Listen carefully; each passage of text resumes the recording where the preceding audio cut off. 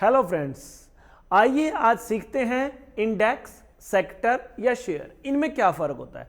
देखिए, पिछली क्लास में जो हमने सीखा था उसमें सीखा था निफ्टी 50, सेंसेक्स, दोनों में क्या डिफरेंस था। हमने देखा था एनएससी की जो कंपनी है वो निफ्टी का पार्ट है, एनएससी की जो कंपनियां, और जो बीएससी की कंपनियां हैं वो सेंसेक्स का पार्ट है। मीन्स जो एनएसई की टॉप की 50 कंपनियों का ग्रुप है उसको निफ्टी 50 बोलते हैं, और जो बीएससी की टॉप की 30 कंपनियों का ग्रुप है उनके अंदर उसको सेंसेक्स बोला जाता है। ये जो कंपनीज हैं अपनी स्टेबिलिटी परफॉर्मेंस के बेस पे इस कंपनियां इसमें आती हैं। अगर कोई कंपनी परफॉर्मेंस खराब करती है तो उसे निफ्टी 50 या सेंसेक्स से बाहर कर दिया जाता है और उसकी जगह जो भी कंपनी अच्छी परफॉर्मेंस दे रखी है, इसके कुछ रूल्स रेगुलेशंस हैं, उसमें हमें जाने की जरूरत नहीं है। जो चीज़ जैसे चल रही है हमें उसे ऐसे एक्सेप्ट करना पड़ेगा। अभी देखिए, निफ्टी सेंसेक्स ये शेयर से बहुत ही डिफरेंट होते हैं, इनको इंडेक्स बोला जाता है। इनमें अगर आपको इन्वेस्टमेंट करनी है, इन्वेस्टमेंट तो आप इनमें कर सकते हो, लेकिन अगर आपको इनमें ट्रेडिंग करनी पड़ जाए, ट्रेडिंग करने के लिए आपको इंडेक्स में भी बाय नहीं कर सकते और ना ही आप सेंसेक्स में कर सकते। आप इसके फ्यूचर्स या ऑप्शन में ट्रेड कर सकते हो। और अगर आपने इन्वेस्टमेंट करनी है तो उसके अंदर आप निफ्टी के ईटीएफ खरीद सकते हो। ईटीएफ का मतलब होता है एक्सचेंज ट्रेडेड फंड, या निफ्टी 20 के नाम से जो आएगा सर्च करके उसके अंदर से आप उसको ले सकते हो।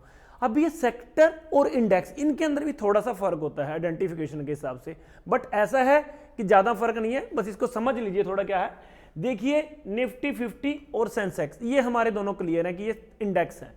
अभी बैंक निफ्टी, बैंक निफ्टी क्या है, ये स्पेशल जो बैंक्स का है, टॉप की जो बैंकिंग सेक्टर है उसको सेक्टर भी बोलते हैं, और बैंक निफ्टी को एक इंडेक्स भी बोलते हैं। लेकिन स्पेशली जो निफ्टी और सेंसेक्स है ये क्या है, इंडेक्स। इंडेक्स मीन्स जो सिलेक्टेड कंपनियों का, मिक्स कंपनियों का एक ग्रुप है।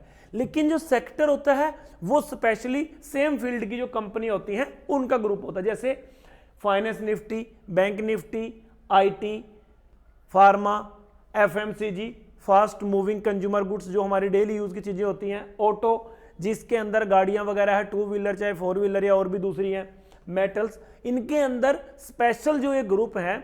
अब ये ट्रेडेड नहीं है, मेन जो ट्रेडेड होता है ऑप्शन के अंदर वो Nifty, bank Nifty, Sensex, finance Nifty और मिड कैप निफ्टी, इनमें ज्यादा ट्रेड होता है अभी फिलहाल के टाइम पे। आने वाले समय में हो सकता है बाकी कंपनीज या बाकी जो सेक्टर्स हैं उनमें भी ट्रेड होना शुरू हो जाए।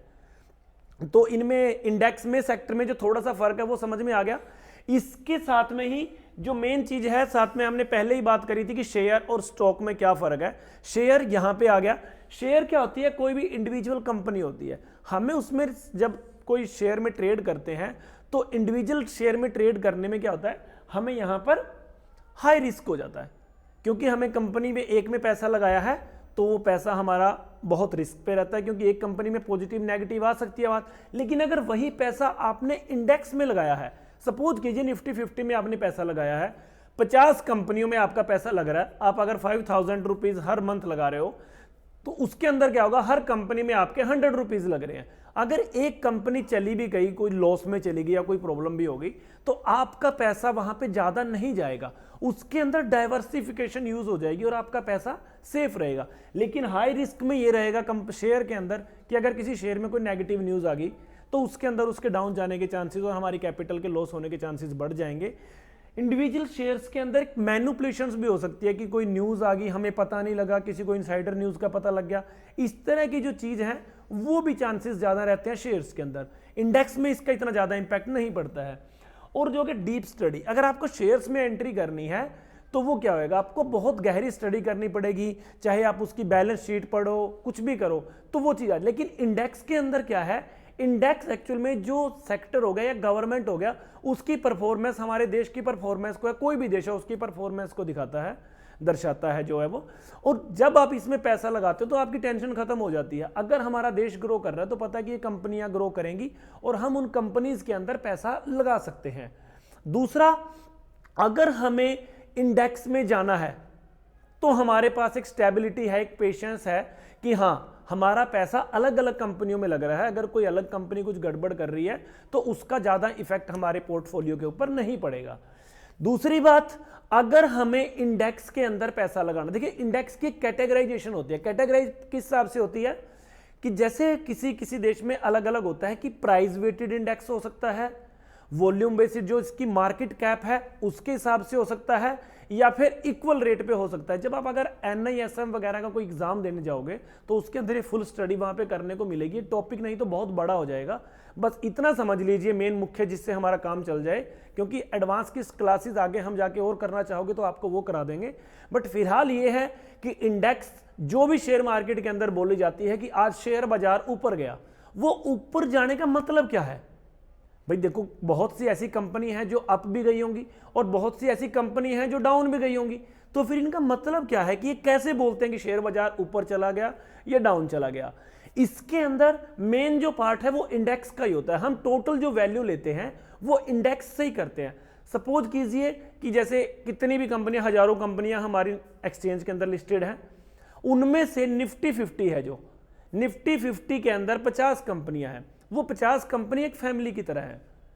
अगर उन 50 कंपनियों का मिला के जो उनकी वेटेज होती है, जो भी उनके परफॉर्मेंस होती है किसी कंपनी की, सपोज कीजिए एक कंपनी का 100 पॉइंट का प्लस का कंट्रीब्यूशन, दूसरी का 10 पॉइंट माइनस का, ऐसे ही टोटल 50 कंपनियों का जो कंट्रीब्यूशन मिलाने के बाद आंसर निकलता है, जो भी पीछे निकलता है उसकी, तो उसको बोलेंगे कि आज शेयर्स अप है मार्केट या डाउन है।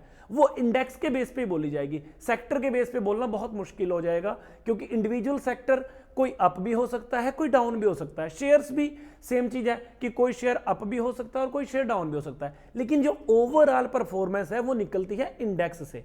निफ्टी 50, अगर निफ्टी 50 की जो 50 कंपनियों की वैल्यूएशन मिला के वो टोटल ओवरऑल ग्रीन में है, तो उसको बोला जाता है कि हमारा शेयर बाजार आज प्लस में, पॉजिटिव या बुलिश मोड में बंद हुआ है। अगर उन्हीं 50 कंपनियों में डाउन की निकलती है, टोटल जो एवरेज करके चेक करते हैं, जो भी उसकी परफॉर्मेंस होती है, अगर वो डाउन में जाती है तो उसको बोला जाता है कि डाउन चला गया। देखिए फॉर एग्जांपल, अगर आज SBI का शेयर ऊपर है, HDFC का डाउन है, दूसरा कोई शेयर अप है, रिलायंस हो गया, जो भी इसके पार्ट्स है निफ्टी 50 के, उनकी जो ओवरऑल परफॉर्मेंस मिलेगी उसके बेस पे जो अप्स और डाउन्स है उनके पॉइंट्स को टैली किया जाएगा, और जिसके पॉइंट्स अगर वो टोटल के टोटल पॉइंट डाउन की तरफ जा रहे होंगे तो वो निफ्टी के अंदर आ जाएगा, उसको बोलेंगे कि आज बाजार डाउन गया है। अगर वो टोटल पॉइंट्स मिला के ग्रीन में आ रहे हैं तो उनको बोलेंगे कि वो अप में जा रहा है। यही फर्क है सिर्फ मार्केट के ऊपर जाने का, नीचे जाने का, इंडेक्स का और सेक्टर का।